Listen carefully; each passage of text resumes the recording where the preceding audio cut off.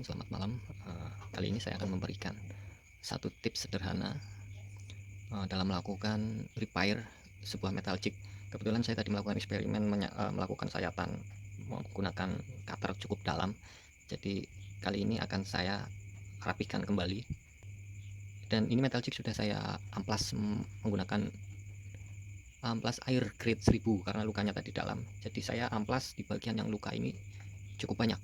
Untuk bagian lain yang tidak terluka kita amplas tipis saja. Fungsinya untuk sebagai tumpuan agar clear coat menempel lebih erat, karena dasarnya ini sudah ada clearnya.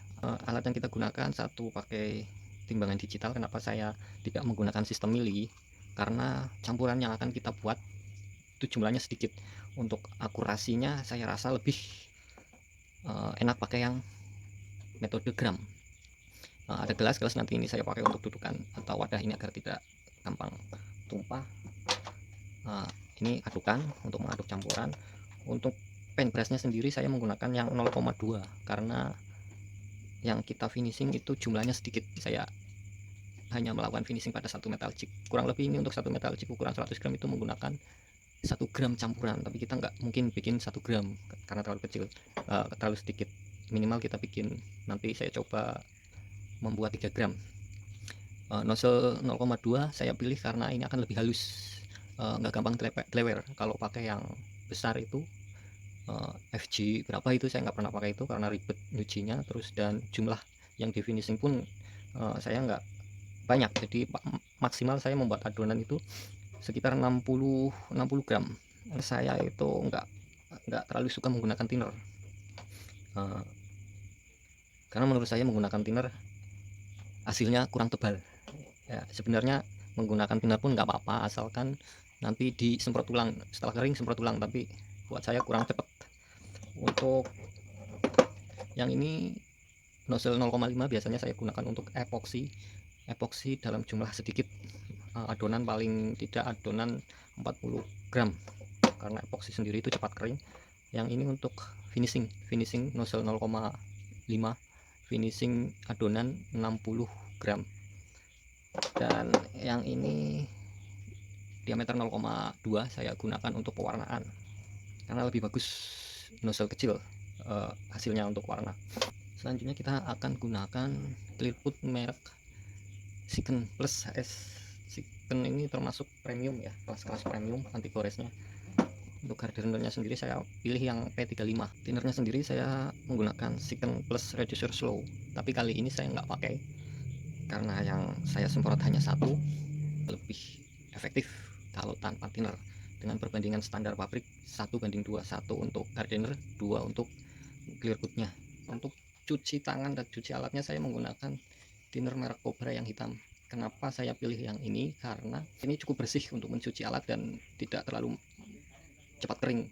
Di tangan pun tidak perih, tapi tetap merusak kulit sering pecah-pecah. Adonan clear coat sudah jadi sudah bisa kita gunakan. Agak sedikit ada gelembung, ada baiknya menunggu gelembung-gelembung ini hilang. Ya teman-teman, usahakan tempat penyemprotannya atau ruangannya itu yang ada sirkulasi udaranya, atau kita bisa menggunakan exhaust ya untuk membuang sisa-sisa semprotan clear coatnya ini.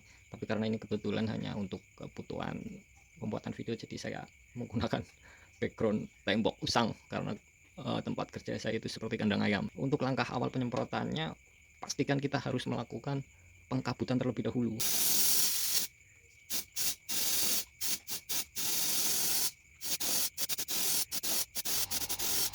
Untuk tekanan anginnya menggunakan angka 50-60 PSI karena paintbrush yang saya pakai menggunakan 0,2, jadi cukup kecil ya, jadi saya membutuhkan angin yang cukup tinggi. Pewarnaan itu biasanya pakai tekanan 20 PSI, 10-20 PSI itu cukup.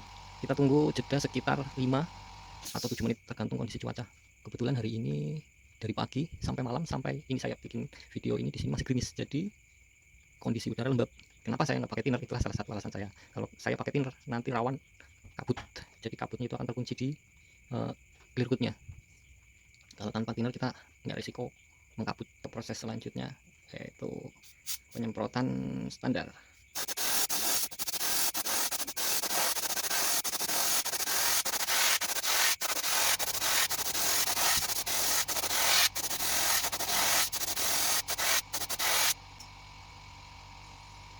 Untuk penyemprotan yang kedua ini kita nggak usah buru-buru langsung tebal ya, karena kalau terlalu tebal itu nanti rawan lewer nih di ujung sini. Jadi kita standar aja, nggak tebal nggak tipis. Setelah itu kita diamkan lagi selama 5 atau 10 menit. Kalau kita ngerjainnya banyak, kita bisa skip ini jadi ke metal jig berikutnya sampai kira-kira 15 metal jig. Kita kembali lagi ke yang pertama untuk penyemprotan berikutnya sampai terlihat tebal. Kita lanjut ke proses akhir, yaitu penyemprotan tebal.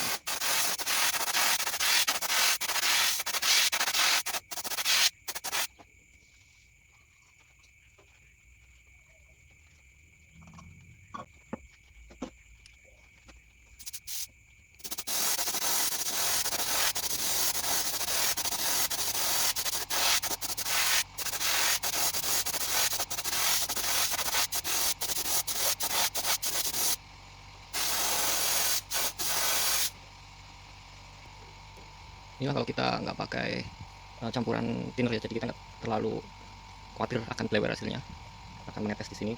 Karena kalau kebanyakan thinner pasti dengan metode yang saya tunjukkan tadi pasti di sini akan blewer, karena ini termasuknya tebal. Kalau menggunakan campuran thinner lebih dari 10% dalam kondisi cuaca yang seperti ini dan metode yang seperti ini juga, hasilnya akan mengkabut, akan ada kabut yang terjebak di clear coatnya. Untuk sementara hasilnya seperti ini. Luka goresan yang tadi itu terlalu dalam ya, jadi masih untuk sementara ini masih kelihatan. Kita tunggu pengeringan antara 4-8 jam. Standar pemolesan itu 8 jam, tapi karena saya pakai open biasa kurang lebih 200 watt, jadi waktu yang saya butuhkan kira-kira selama 4 jam untuk bisa kita poles. Kalau seandainya teman-teman mau melakukan poles, tapi yang saya lakukan biasanya itu tanpa poles karena hasilnya sudah glowing. Oke teman-teman, kita tunggu sampai kering. Sebelum kita pindah ke oven, akan saya perlihatkan luka goresan yang dalam tadi. Masih nampak itu karena saya menggunakan cutter baru dan termasuknya tajam dalam. Oh ya, ini jig sudah sekitar sebelum covid sudah sekitar 3 tahun jig ini saya buat, jadi saya taruh begitu saja di tackle box